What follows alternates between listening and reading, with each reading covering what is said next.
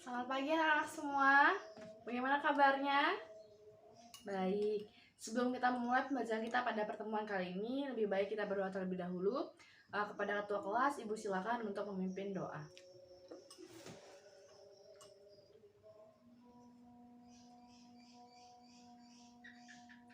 Baik, terima kasih kepada ketua kelas ya, Adi. Terima kasih banyak.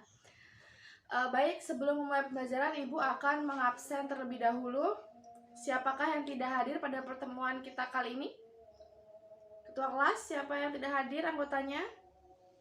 Hadir semua? Baik, terima kasih.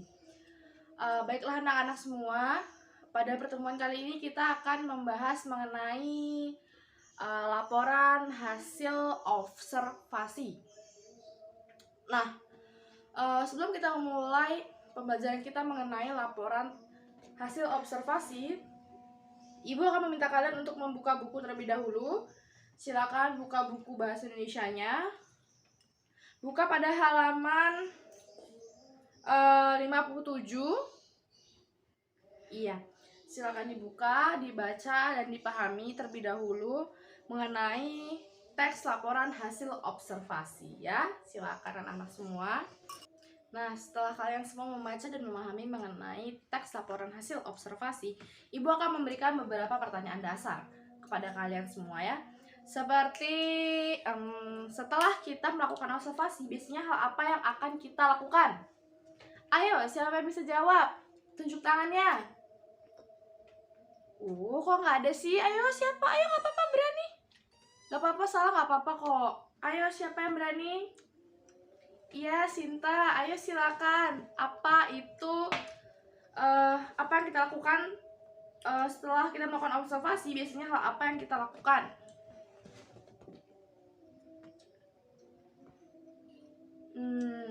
Iya, itu loh yang biasanya kalian buat dalam bentuk makalah. Ibu kasih waktu 2 menit deh untuk berpikir. Ayo, siapa? Selain Sinta tadi. Iya, Nanda. Ya, betul. Jadi jawabannya itu adalah laporan hasil observasi. Yang akan kita pelajari pada pertemuan kali ini kan laporan hasil observasi. Nah, setelah kita melakukan observasi, yang kita lakukan apa? Ya, kita membuat laporan. Membuat laporan hasil kita melakukan observasi. Nah, selanjutnya Ibu akan bertanya lagi. Ada yang udah tahu belum sih cara apa? Udah ada yang tahu belum apa itu laporan hasil observasi? Ayo, siapa yang bisa jawab? Tunjuk tangannya.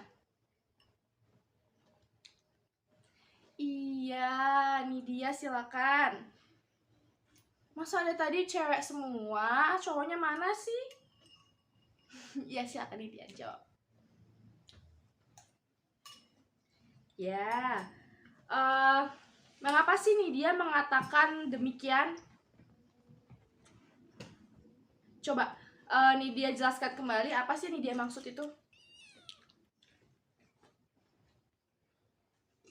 Ya, sudah cukup baik. Ayo, siapa yang sependapat dengan apa yang dikatakan oleh Nidia tadi dan kenapa kalian sependapat dengan yang dikatakan Nidia? Iya, Viko. Wah, akhirnya ada cowoknya nih ya. Ayo, Viko, apa nih? Oh, begitu. Ya, baik.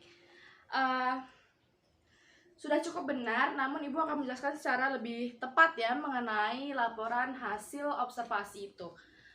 Jadi, anak-anak semua, tolong perhatikan Ibu. Ibu akan menjelaskan mengenai teks laporan hasil observasi. Laporan hasil observasi itu adalah teks yang berisi penjabaran umum atau melaporkan sesuatu yang berupa hasil dari penugasan atau pengamatan, atau yang bisa disebut observasi, seperti itu ya. Nah, setelah kita melakukan pengamatan itu kan kita biasanya mencatat atau membuat sebuah catatan atau ringkasan mengenai hasil pengamatan kita.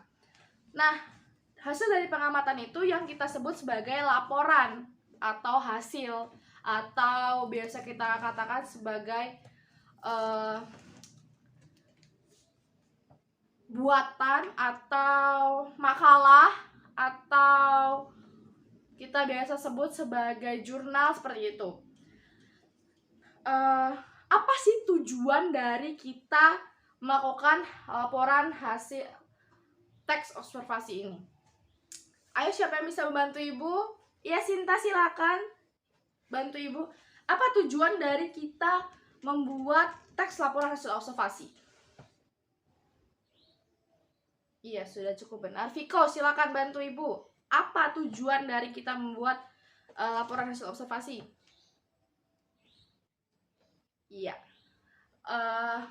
Dibaca lagi bukunya ya, anak-anak.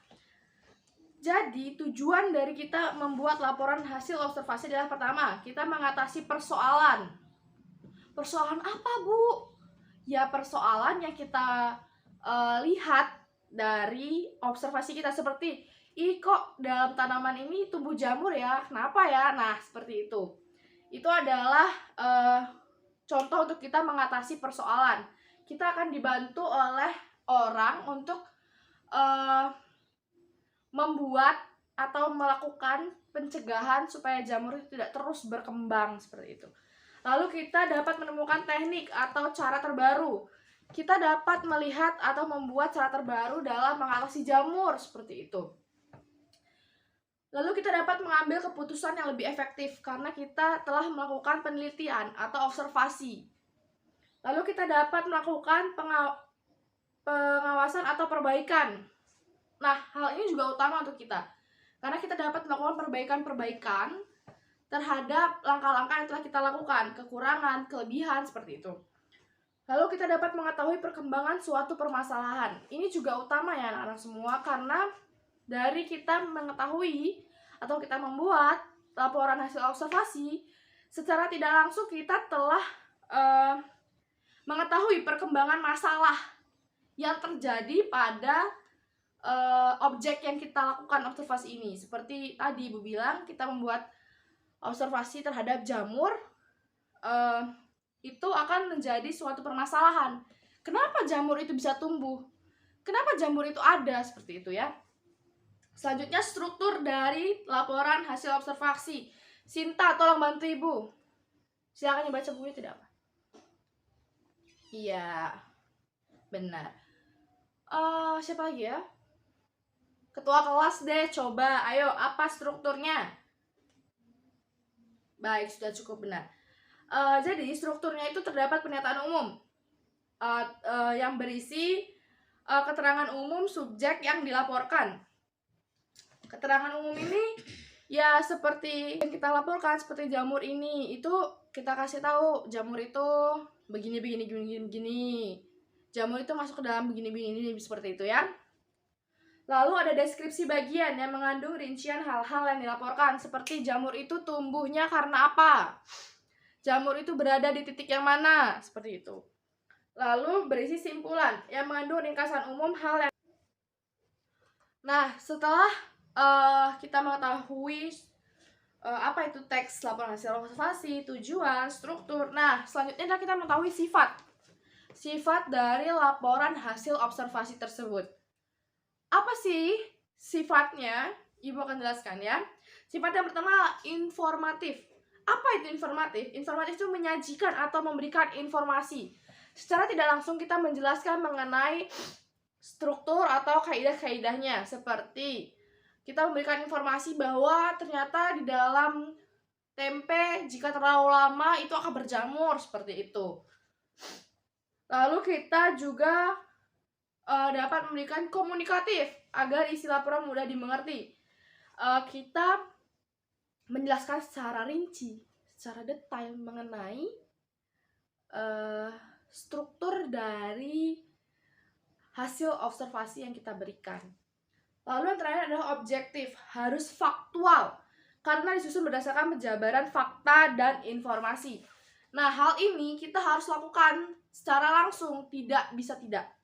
Dalam artian kalian ingin memanipulasi data, ya tidak bisa, karena harus faktual.